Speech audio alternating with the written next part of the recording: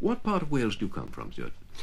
Well, I was born in a little village called Kilfynydd, which is near the town of Pontypridd. Yes. The famous town where Tom Jones was born and where Geraint Evans was born. Kilfynydd, actually. Geraint was born in the same village, same really? Street, yes. It's a mining area, isn't A mining village it was. It is not now, but it was. Mm-hmm. Do you come from a musical family? Well, my father wasn't musical. My mother was, in an amateur way. Yes. We were given every encouragement as children, you see, my sister and my brother. Yes. When did you start? I started at a very early age. I sang in my chapel. It is there, really, that I learnt most of my Welsh. As a youngster, what was your ambition? I never had ambition to be a singer. I knew I could sing. And then there was no ambition to become a professional as such. What, in fact, did you take up as your first profession? I was a teacher. Yes. Of what? Well, of general subjects in a primary school in Wales. Yes. I hadn't decided, really, what to do because I was caught up in the last year of conscription. And I went to the forces, to the Air Force. And on returning to civilian life, I then went to Carmarthen, Trinity College, Carmarthen, to train as a teacher. And it was while at Trinity College I decided that I would also sing, and in Wales, of course, the format was to sing oratorio, so I learnt the Messiah. And I began like that, singing the tenor part in the Messiah. Yes. Later, I had to do something to become nationally known, and I won the National Eisteddfod Blue Ribbon competition. Which, of course, in Wales is a very, very important prize indeed for a singer. Well, yes, it is, and it really is a very important prize because, you see, of all the number of singers, and there are thousands of them in Wales, to be selected first and the best, I suppose, in one particular year is a very good thing. What were your test pieces? What did you sing? Well, I did a Bach chorale that was arranged, actually, for solo, which seems rather strange now, together with a Welsh song, Paradwys y Bardd, the Bard's Paradise, by Bradwyn Jones, and I well remember that. That was for the tenor solo itself. Yes. And then if you won your individual competition, you were then automatically placed in a competition called the Blue Ribbon for all winners of all voices. And for that you had to sing one of your set pieces and an own choice, which usually was an operatic choice translated into Welsh. And I chose Mozart's Il mio tesoro. In Welsh? In Welsh. It's strange, really, because many times since then, mentally, on stage, I've been thinking it in Welsh, you know. Yes. And it's very difficult if you sing it in English, Italian and Welsh to get away from it. The blue ribbon at the Eisteddfod must have meant you were offered some good concert engagements. Yes, I mean, this meant that winning this prize would almost automatically ensure a career of 12 months of concert work, at least. You weren't tempted to give up teaching at this point?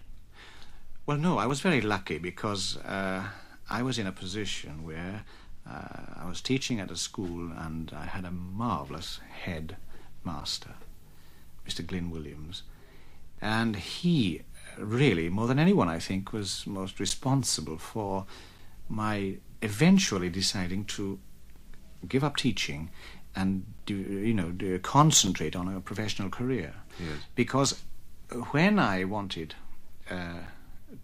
leave of absence, so to speak, he was very, very cooperative. Together with the education authorities in the division, I must say, they were marvellous. Mm-hmm. And it's through really these people that I was able to teach and sing until the time came when offers for concerts and opera became so great. Yes. When did you have your first operatic experience? That was in 1963 with the Welsh National Opera. Now, what was the occasion that led to you becoming a full-time singer? Well, during this period, 1963-64, I did quite a lot of broadcasting and television, and I did Puccini's La Bohème with Joan Carlyle for BBC television, and somehow or other Stravinsky got to hear of this and asked for me to sing at Athens in Oedipus Rex, the role of Oedipus. And I think this was the turning point, because everything happened overnight, so to speak, from that moment on. Yes. Covent Garden asked for me to sing a small role in one of the operas, and they sent for me from Cardiff. I'll never forget actually having the letter to say that Maestro George Scholti would like you to sing The First Prisoner.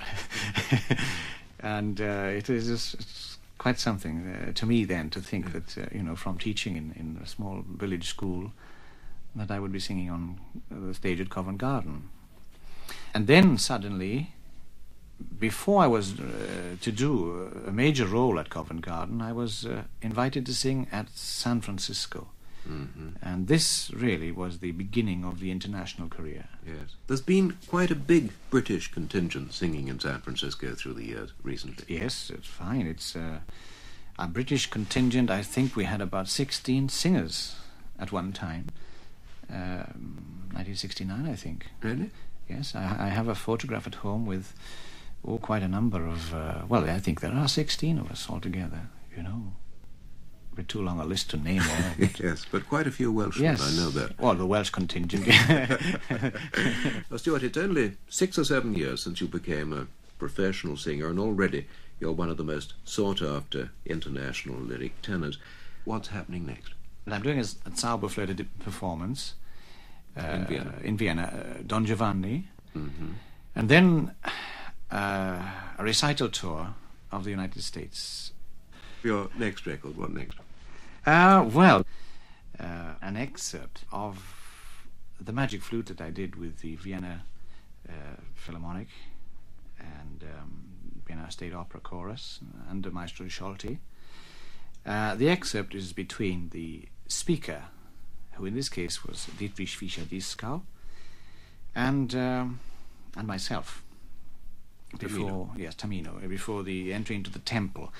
And the reason for taking this would be simply that I would remember the time that it was made in Vienna, when Fischer-Dieskau had only 2 hours in which to record this. At the time he was performing in Berlin.